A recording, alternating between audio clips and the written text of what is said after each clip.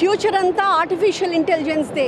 ఇప్పటికే మనం అంతా కూడా ఆర్టిఫిషియల్ ఇంటెలిజెన్స్ ఎంత మ్యాజిక్ చేయగలదు, అది పాజిటివ్ అవ్వచ్చు, నెగిటివ్ అవ్వచ్చు, చాలా చూస్తున్నాము. కొన్ని చూసి నిజమా లేదా ఇది ఏఐయా అర్థం కాని పరిస్థితుల్లో మనం ఉన్నాం. అయితే ఫ్యూచర్లో మాత్రం ఏఐ చాలా కీ రోల్ ప్లే చేస్తుందని మనందరికీ తెలుసు. ఈ నేపథ్యంలో గ్లోబల్ సమ్మిట్కి కొంతమంది ప్రతినిధులు వచ్చారు కంప్యూటర్ సొసైటీ ఆఫ్ ఇండియా నుంచి. వాళ్ళు చాలామంది విద్యార్థుల్ని అప్స్కిల్ చేయాలి అని ఒక కంకణం పెట్టుకున్నారు. They call it the AI 100K run. So ఏంటండి AI 100K టార్గెట్ ఏంటి, ఎందుకు, మీరేమనుకుంటున్నారు, దీని ద్వారా ఏం సాధించాలని? థ్యాంక్ యూ సీఎం గారు. First of all for this wonderful opportunity for అస్.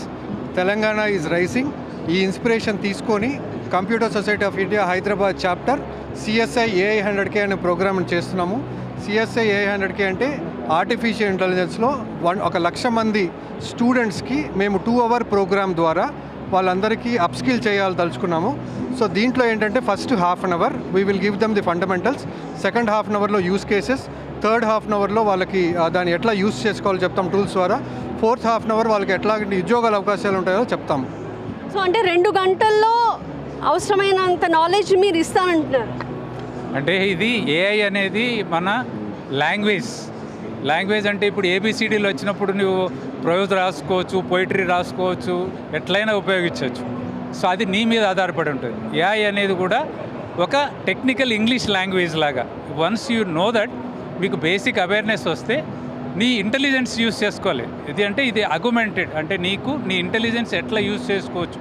ఇది ఒక కాంప్లిమెంట్, ఇది నిన్ను రీప్లేస్ చేసేది ఇది కాదు. కానీ ఇప్పుడు ఏంది, మీడియా అంతా చాలా భయం, పిల్లలందరికీ భయంగా ఉంది. AI వస్తే నా ఉద్యోగాలు వెళ్ళిపోతాయి, ఈ ఉద్యోగం పోతుంది, ఆ ఉద్యోగం పోతుంది.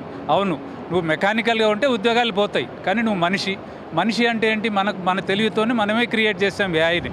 సో మనం AIని ఎట్లా ఉపయోగించుకోవాలని మనకు తెలిసినప్పుడే మనం మనిషిలాగా ఇంకా ఎక్కువ జాబ్స్ వస్తాయి అన్నమాట.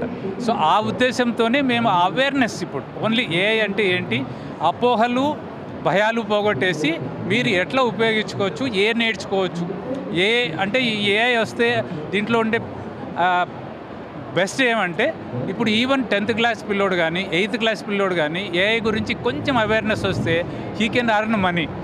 సో అంటే ఎడ్యుకేషన్లో ఏ స్ట్రీమ్ తీసుకున్నా కూడా AI అన్నది కూడా ఒకటి, దానికి అదనంగా మనం నేర్చుకుంటే సో మనం భవిష్యత్తుకి విల్ బి ఫ్యూచర్ రెడీ అంటారా? అంతే, ఫ్యూచర్ రెడీ అండి. ఎందుకంటే చాలా టైం స్పేర్ చేసుకొని మీ ఇంటెలిజెన్స్ని ఇంకో అదర్ పరంగా వాడుకొని ఎకనమీని పెంచుకోవచ్చు, ఎకానమిక్స్ని.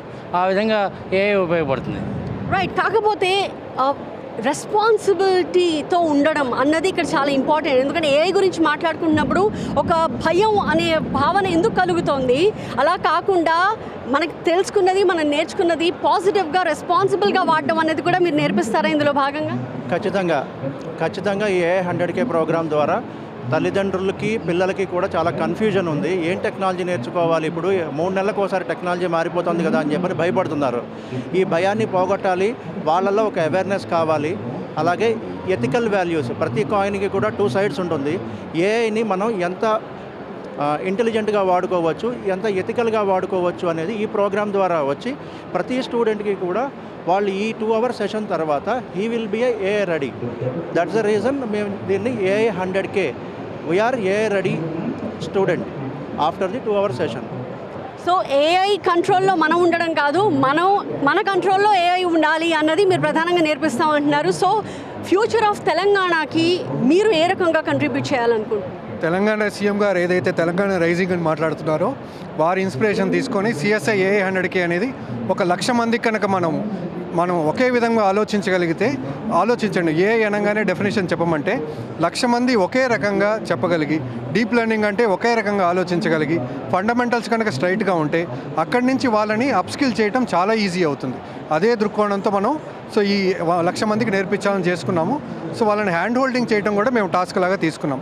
అంటే వాళ్ళకి నెక్స్ట్ ఎట్లా ఉంటాయి ఉద్యోగ అవకాశాలు, ఎట్లా చేయాలి, ఏది చేస్తే బాగుంటుంది అనేది కూడా మేము ఊహలో పెట్టుకొని చేస్తున్నాం. సో విద్యార్థులు మాత్రమే కాదు, కార్పొరేట్ వరల్డ్కి కూడా మీరు విస్తరించాలి అని మేము అనుకున్నాం. హౌస్ వైఫ్ నుంచి హోమ్ మినిస్టర్ వరకు ప్రతి ఒక్కరూ ఎట్లా యూజ్ చేసుకోవచ్చు అంటే సామాన్యుడు కూడా ఏఐతో ఎట్లా ఉపయోగించవచ్చు, ఎట్లా బాగుపడవచ్చు. ఇప్పుడు ఏఐ అనేది ఏమంటే ఒక స్కిల్. ఈ స్కిల్ అనేది ప్రతి ఒక్కరూ నేర్చుకోవచ్చు, కొంచెం మనిషి అయితే చాలు. సో మనిషిలాగా ఆలోచన చేసి రెస్పాన్సిబుల్ ఏఐ అనేది మెయిన్ ఒకటి. నెక్స్ట్ ఇంక దీంట్లో కూడా మా ఉద్దేశం ఏమంటే ఏ లెవెల్కి వెళ్ళిపోవాలనుకున్నా కూడా, అంటే ఏఐ ఇంజనీర్ కానీ, ఏఐ డేటా సైంటిస్ట్ కానీ, ఏఐ హెల్త్ కేర్ కానీ, అంటే ఈ ఫీల్డ్ ఆ ఫీల్డ్ ఏ ఫీల్డ్ అని కాదు, ఏ ఫీల్డ్ అయినా కానీ ఏఐ యూస్ చేసుకొని ఎంత సులభంగా మన పనులు మనం చేసుకోవచ్చు.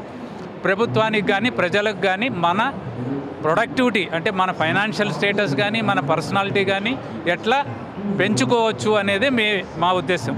కంప్యూటర్ సొసైటీ రెస్పాన్సిబిలిటీ అనేది మేము we are want to make it ethical AI, responsible AI. ఏదైనా ఇది కత్తి లాంటిది.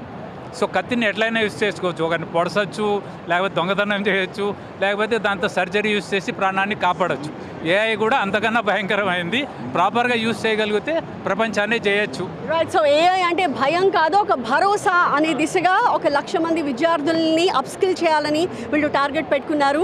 సో వాళ్ళ లక్ష్య సాధన దిశగా వేగంగా అడుగులు వేస్తారని చెప్పి మనం కూడా ఆశిద్దాం.